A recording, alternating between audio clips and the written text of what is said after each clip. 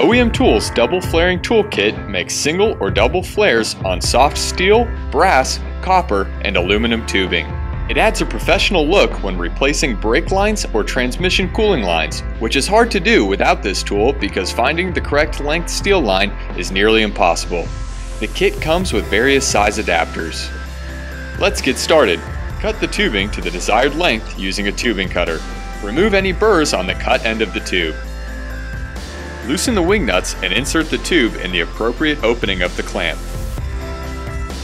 Using the correct size adapter, place it upside down beside the protruding end.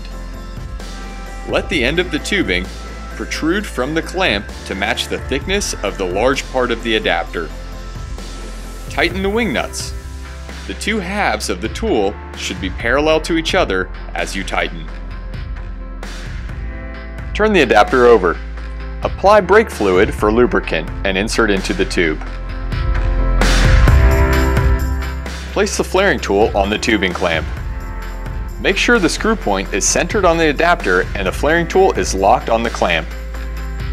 Turn the screw clockwise until the adapter bottoms out.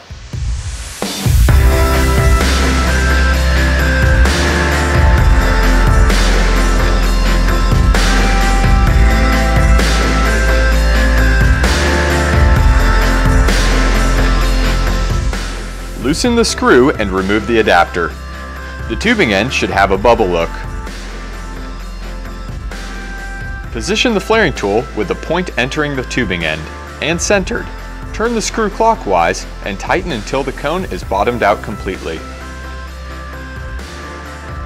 Remove the flaring tool and inspect the tubing end. The flare should be even all the way around with no cracks or gaps.